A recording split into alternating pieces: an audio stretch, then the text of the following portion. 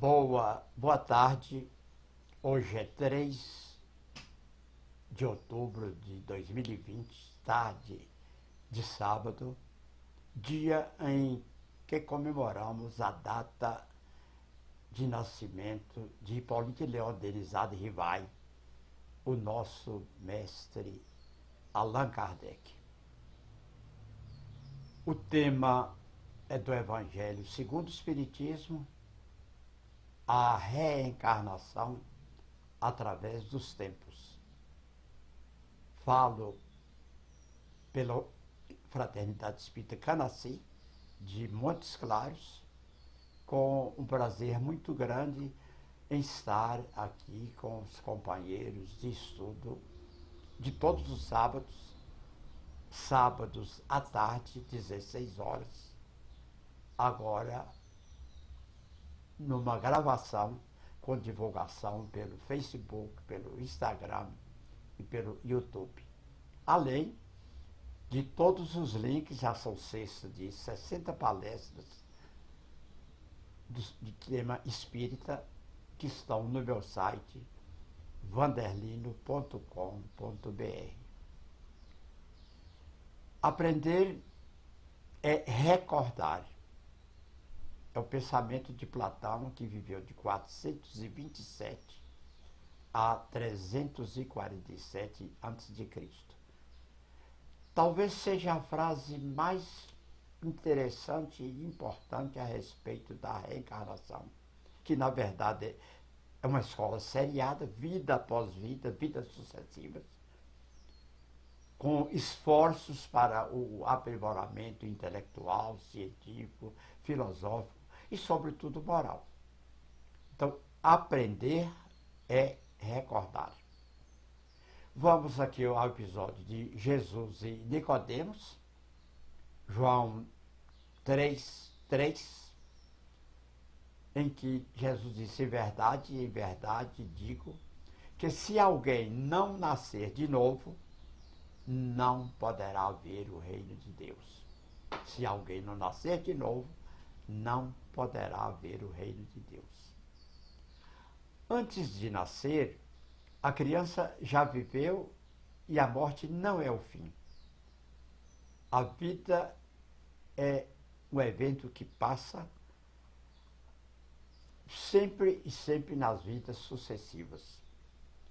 Da mesma forma que nos desfazemos de uma roupa usada para pegar uma nova, assim também a alma se descarta de um corpo usado para se revestir de novos corpos.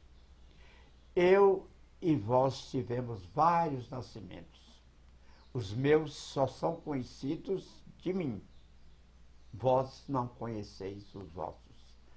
Está no Bhagavad Gita, publicado 3.000 anos antes de Cristo. Honra a ti, Osíris, ó governador dos que se encontram no paraíso, tu que fazes renascer os mortais e que renovas a sua juventude. O livro dos mortos do Antigo Egito, publicado 2000 a.C. Depois de haver passado um tempo no além, no amente, e se haver purificado da vida passada, o defunto é chamado a contribuir com novas experiências para a múmia, o germe causal de sua próxima encarnação. Está no Livro dos Mortos, capítulo 59. Ó deuses de Heliópolis, concedei-me que minha alma venha a mim onde quer que esteja. Minha alma e minha inteligência me foram arrancadas. Fazei que minha alma veja meu corpo e se encontrardes que seja uma múmia que reencarne. Livro dos Mortos, também o capítulo 89. O homem retorna à vida várias vezes, mas não se recorda. Não se recorda das suas pretéritas existências, exceto algumas vezes em sonho. No fim, todas essas vidas lhe serão reveladas. texto egípcio de 1320 a.C. Ninguém pode ser salvo sem renascer-se, sem livrar-se das paixões que entram no último nascimento espiritual. Ernest Megisto, 1250 a.C. Aquele que retoma a terra e faz o bem, segundo o seu conhecimento, suas palavras, ações e intenções, recebe um dia a recompensa que convém aos seus méritos. Palavras de Zoroastro, 630 a 553 a.C. Tudo muito antigo. Aquele que durante o período de vida na terra vive na dor e no desgosto, sofre por causa de suas palavras mesquinhas ou suas más ações, num corpo anterior, é punido no corpo presente. Zoroastro, 630 a 553 a.C. A alma nunca morre, mas recomeça uma nova vida, muda de domicílio, tomando outra forma. Pitágoras, 572, 492 a.C. Quanto a mim, palavras de Pitágoras, quanto a mim, já foi Eufórbes no tempo da guerra de Troia, e me lembro perfeitamente bem do meu nome, dos meus pais, bem como fui morto em combate como rei de Esparta. Embora vivendo em vários corpos, a alma é sempre a mesma, só muda de forma. Os seres humanos que se apegam demasiado aos valores materiais são obrigados a reencarnar incessantemente até compreenderem que ser é mais importante do que ter. Palavras de Buda, 563, 483, também antes de Cristo. Sócrates, professor de Platão, professor de Aristóteles, antiga Grécia, o maior de todos da filosofia na história da humanidade.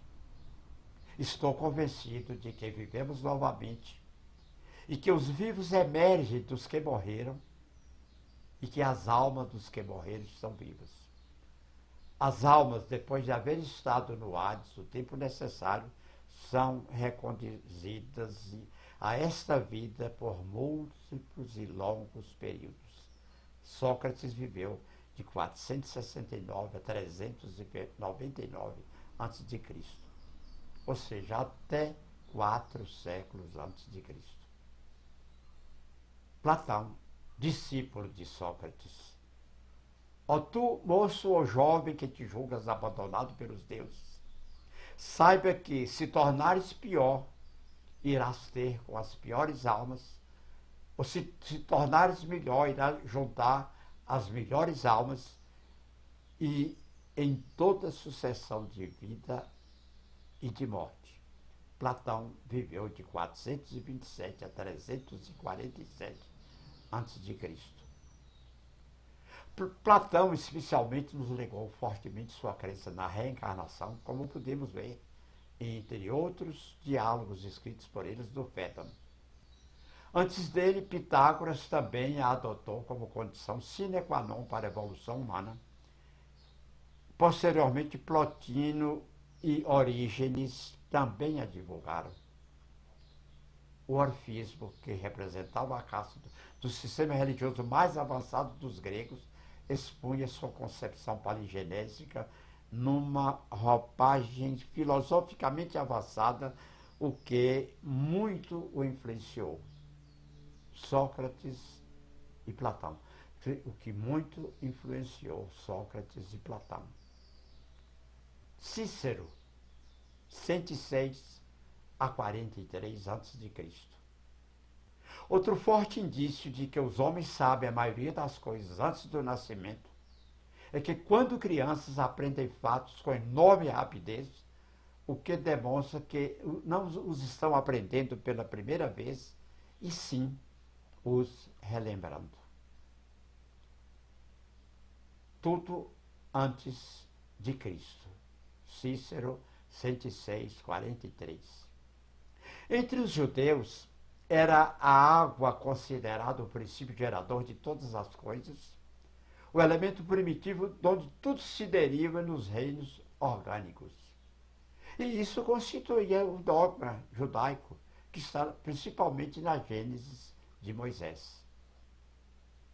Então, palavras agora de um que veio depois de Cristo. Já estamos na época cristã. Palavras de Diógenes Laércio. A alma veste vários corpos em tempos diferentes, e a alma presa ora nessa criatura, ora naquela, assim percorre uma ronda ordenada pela necessidade. Clemente de Alexandria também considerava uma doutrina de profundo sentido, estou dizendo de reencarnação. Leonardo da Vinci, já no Renascimento, 1452, 1519. Lê-me, leitor, se encontras prazer em ler-me, porque muito raramente eu voltarei a esse mundo. Platão já tinha consciência de fim, de missão. A maior inteligência que nós podemos encontrar na ciência em qualquer época do mundo. E ele, então, tinha certeza absoluta da reencarnação e que já estava no final desse ciclo de vidas sucessivas. Essa é a frase mais conhecida sobre a questão dos céus, sobre os mistérios, sobre a vida nos mundos. Há mais mistérios entre o céu e a terra do que a nossa vã filosofia pode imaginar.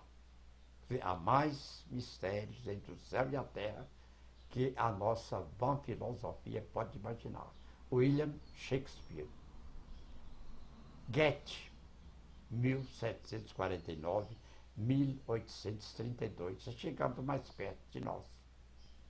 Eu sou certo de que estive aqui, como estou agora, 1000 vezes antes e espero retornar 1000 vezes. A alma do homem é como a água. Vem do céu e sobe para o céu, para depois voltar à terra em um eterno ir e vir. Então Goethe admitia 1000 vidas antes, 1000 vidas depois, como a subida da terra para o céu e a volta do céu para a terra, um eterno ir e vir. Nascer 2 vezes não é mais surpreendente do que nascer uma vez. Tudo na natureza é ressurreição. Voltaire, 1694, 1778. Frederico Grande, 1712, 1786. Sinto que logo deixarei essa vida terrena. Mas como estou convencido de que nada existe na natureza que não possa ser aniquilado, tenho como certeza que o mais nobre de mim mesmo, não cessará de viver. Questão, então, do espírito. Embora eu me arrisque a não ser rei em minha próxima vida, ora, tanto melhor. Viverei mesmo assim uma vida ativa e, o que é melhor, sofrerei menos por ingratidão. Aqui jaz um epitáfio interessantíssimo de um dos líderes da independência dos Estados Unidos da América, inventor do para-raio, Benjamin Franklin. Franklin viveu de 1706 a 1790. Aqui jaz o corpo de Benjamin Franklin, impressor semelhante à capa de um velho livro de páginas arrancadas, abandonadas ao léu, com seu título e seus dourados apagados. A obra não se perderá, pois, como ele acreditava, ela aparecerá uma vez mais em nova edição, mais elegante, revisada e corrigida pelo autor. Todos os seres humanos experimentaram vidas anteriores, Quem sabe quantas formas físicas o herdeiro do céu ocupa antes que ele possa compreender o valor daquele silêncio e solidão, cujas planícies estreladas são apenas a antecâmara dos mundos espirituais? Informa perguntando. É Honoré de Balzac, 1799-1850. Schopenhauer, o grande filósofo pessimista alemão, 1788-1850. Se um asiático me perguntar por uma definição da Europa, serei forçado a responder-lhe do seguinte modo: a Europa é aquela parte do mundo perseguida pela incrível ilusão de que o homem foi criado do nada, que a sua existência atual é a sua primeira entrada na vida. Quer dizer, como se os europeus realmente não estivessem ligados à teoria, à ideia ou à segurança do processo reencarnatório. Em cada ser vivente existe um segmento inseparável da alma universal, que é Deus. Tal como a eletricidade é uma série de lâmpadas elétricas de um circuito, não é uma porção separada da eletricidade que flui. Quer dizer, não podemos confundir a energia elétrica que percorre invisivelmente com as lâmpadas que nos iluminam, como as que estão me iluminando agora. Hinduísmo. É plenamente conhecido que a ideia de reencarnação faz parte da cultura dos povos orientais, particularmente daqueles que adotam religiões e filosofias profundas, como o budismo e o hinduísmo. Na Europa gaulesa e britânica, os druidas acreditavam na reencarnação em termos semelhantes aos gregos e budistas. 533 já estamos. Já está com tempo, estão falando na época cristã. Enquanto culturalmente em outras partes do mundo a ideia da reencarnação era discutida e endossada, pelo menos uma proposta filosófica coerente, ela teve lugar no pensamento ocidental até uma parte da doutrina cristã no Concílio de Constantinopla, que foi realizado em 533, em que a votação foi contrária à crença na reencarnação. E daí mais, o sistema religioso católico não adotou a reencarnação. O mundo espiritual e o mundo físico, espírito, alma e corpo. Não foi, pois, o corpo físico que adquiriu vida, mas sim a alma invisível, infinita, que assumiu o corpo para poder expressar-se no plano físico. Traduzindo, não é o corpo que adquire a alma. É a alma que adquire o corpo provisoriamente, mas que o corpo fica aqui na terra, da terra veio, da terra voltará, do pó veio, do pó ao pó voltará, mas o espírito eterno sempre continua. Corpo e alma se separam, voltando cada um deles à sua origem. O corpo aos seus elementos primários, a terra, e a alma elevando-se ao plano espiritual ou cósmico, que é o seu verdadeiro estado no infinito. Tendo em vista ser conveniente a alma humana passar por um certo número de sucessivos renascimentos na Terra, a fim de aperfeiçoar o ego ideal através de experiências vivenciadas, então sabe-se que o número de reencarnações será múltiplo, porém sem uma duração da vida terrena definida. Então, a vida terrena é uma passagem, é uma caminhada, é uma romagem, mas ela é múltipla, multiplicada. Indefinido é o tempo que medeia entre os renascimentos sucessivos, intervalo em que essa personalidade e alma permanece no plano cósmico aguardando a nova reencarnação. Então, o tempo que fica entre uma reencarnação e outra não é definido. Pode ser curto, mas normalmente é longo. Findo esse retiro, dá-se o início de um novo ciclo, buscando a personalidade e alma, um novo corpo, para em uma nova encarnação corrigir os erros do passado, efetuar a devida compensação para cada um deles e continuar o seu caminho de aperfeiçoamento e evolução. Haverá um momento que chega a hora do seu aperfeiçoamento total, a altura em que será finalmente integrada na divina consciência cósmica, sem necessidade mais de volta ou de retorno ao corpo físico. Então é a lei da compensação. A lei da compensação não é, pois, uma lei de vingança ou punição, mas sim uma lei de compensação de débitos e créditos kármicos. Ao ser humano foi dado o livre-arbítrio, a faculdade de escolher suas diretivas de vida. Semear para crescer. A responsabilidade é sua, mas aquilo que escolher deve suportar. Conforme semear, assim há de colher. Estamos, pois, a todo momento colhendo o que nós semeamos. Semeou, a colheita é obrigatória. Segundo esta lei, a natureza, em qualquer campo de manifestação, exige justiça, equilíbrio e compensação. E o homem não pode fugir a ela. Com ela, aprende que por seus atos maléficos deve sofrer ou pagar.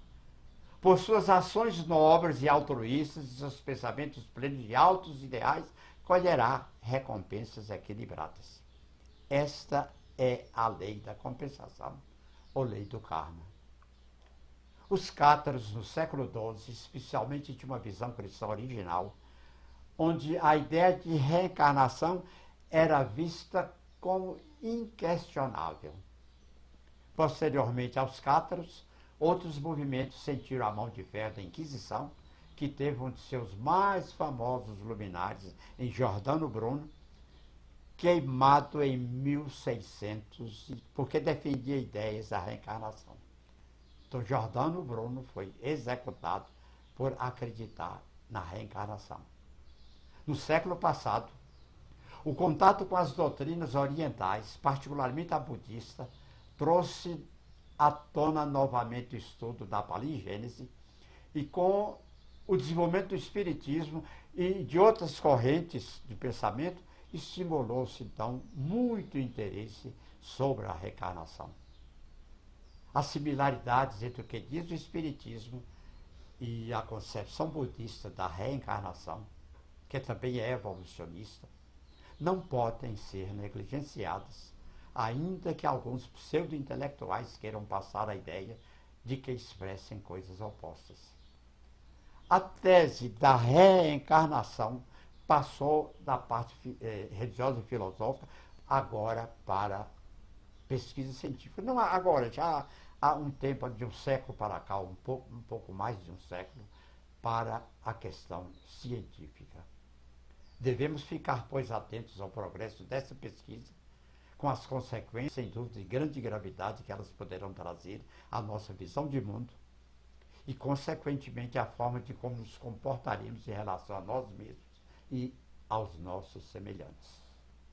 E como nos falam os doutores James Fadiman e Robert Frager, se há a possibilidade de aceitar o fenômeno, quer dizer, a reencarnação, então a possível origem da personalidade e das características físicas pode incluir eventos ou experiências de encarnações anteriores. Ou seja, a psicologia pode fazer a sua pesquisa buscando elementos de vidas anteriores. Tudo que se pode afirmativo dizer é que existe uma evidência factual que não pode ser facilmente descartada. Então, palavras de Fadiman e Frager. Também com muitos estudos a respeito, cientificamente a respeito da reencarnação, morte, renascimento, evolução, reencarnação no Brasil, estudo de Hernani Guimarães Andrade, e sobre a reencarnação, e de Pierre Weil, a morte da morte. De Pencher e colaboradores, terapia de vida passada. Schodred, almas antigas, a busca de evidências científicas da reencarnação. De Stevenson, 20 casos de reencarnação. Tradução em português. Importa-vos nascer de novo. São as palavras que Jesus disse ao grande sacerdote Nicodemos, que eu fora procurar à noite. Está no Evangelho de João, no capítulo 3, já desde o início do capítulo. Importa-vos nascer de novo. Haverá argumentação capaz de demonstrar que o divino mestre, dizendo a Nicodemos que ele cumpria nascer de novo, se referia ao nascimento pelo batismo? Não. As palavras de Jesus têm sentido, pois Nicodemos era um iniciado. Ele era conhecedor da cabala, da doutrina judaica esotérica, sobre Deus e o universo, e tinha que ser conhecedor de muito, inclusive da reencarnação. E ora, sendo a água o princípio gerador de todas as coisas materiais, era por consequência gerador de novos corpos indispensáveis aos espíritos que, uma vez condenados ao sofrimento pelos seus desvios no caminho da luz, deles necessitavam para que, progredindo e se purificando, pudessem chegar ao reino de Deus, entrando em nova existência pura e luminosa, que é a verdadeira vida do Espírito. Vamos encontrar na Bíblia várias passagens. Em Jó 14:14, morrendo um homem tornará a viver. Todos os dias da presente vida esperarei que chegue a minha mudança. Então, palavras de Jó. De Davi: tu que me tens feito provar tantas angústias e males, me restaures a vida, e de novo me tirarás do abismo da terra, e aumentarás a minha grandeza, e de novo me consolarás. Jeremias 1:5, antes que te formasse no ventre materno, eu te consagrei e te constituí profeta. Então, no Novo Testamento, no Velho Testamento, sempre com muitas partes sobre a reencarnação. Os hebreus na fase helênica, o intercâmbio do mundo greco-romano, daí a ideia de ressurreição será algo confuso da ideia da reencarnação. Por isso, as passagens em que se diz Jesus ou João Batista seria a ressurreição de algum profeta antigo é influência da fase hebraica na Grécia. A reencarnação começa com o fato de que o homem está encarnado no corpo físico e está aqui no plano terreno, tendo experiências terrenas. Somos, pois, uma alma revestida de um corpo físico e não um corpo físico animado por uma alma. Postulados da doutrina espírita: a existência de Deus, imortalidade do espírito, comunicabilidade dos espíritos, pluralidade das existências, pluralidade dos mundos habitados. Vamos encontrar então no livro Caminho, Verdade e Vida de Emmanuel muita coisa sobre a reencarnação, mas sobretudo de que ela é lei universal, e sem ela a existência terrena representaria turbilhão de desordem e injustiça. Por aquele tempo ouviu o tetrarca Herádes a fama de Jesus e disse aos que o serviam: este é João Batista. Ele ressuscitou dos mortos e por isso nele operam forças miraculosas. Ora, se o rei Herodes acreditava que Jesus pudesse ter sido João Batista, é porque ele realmente, mesmo chamando de ressurreição, acreditava nas vidas sucessivas. Então, para Herodes, Jesus seria a ressurreição, a reencarnação de João Batista. Errado ele estava, mas a ideia de que ele acreditava, essa ideia é corretíssima. O livro da doutora Edith Fiore, psicoterapeuta norte-americana, o livro é Possessão Espiritual e mostra casos muito interessantes de curas de possessão na regressão de memória, ou seja, na busca de reencarnações anteriores. Reencarnação é lei universal. Repetindo, a reencarnação é lei universal. Está na Gênesis, está no Salmo 30, está no Salmo 71, está na indagação, pelo que lhes indagou, qual é a aparência do homem que subiu ao vosso encontro e vos falou essas palavras? No segundo livro de Reis. Pergunta, pois, as gerações passadas e examina com cuidado as memórias de nossos pais, porque somos de ontem e o ignoramos, porquanto os nossos dias passam sobre a terra como uma sombra. Então, desde os dias de João Batista, então, se o espírito existe antes do corpo ser criado, pode tirar o si. O espírito existe antes do corpo ser criado, ele pode ter vivido encarnado em outro corpo, aqui na Terra ou em outro mundo. porque na casa do meu pai tem muitas moradas. Então, desde os dias de Elias, já dessa forma não ficaria sem sentido esse trecho bíblico, pois Elias de João Batista era a encarnação do mesmo Espírito, fato esse corroborado por Jesus. Se quisermos dar crédito, ele é o Elias que havia de vir, que está em 11. Significado literal da verdadeira paligenésia. Então, meus irmãos, vamos terminar dizendo que Cristo mencionando o livre-arbítrio, quem tem ouvidos de ouvir, ouça. Quer dizer, Jesus está dizendo que veja quem tem olhos de ver, ouça quem ouvir. É exatamente o julgamento da que a pessoa quer e pode fazer, que é o livre-arbítrio. Jeremias, e terminando mesmo, definitivamente, aprender é recordar. Palavras do grande sábio e filósofo Platão, discípulo de Sócrates, Grécia Antiga.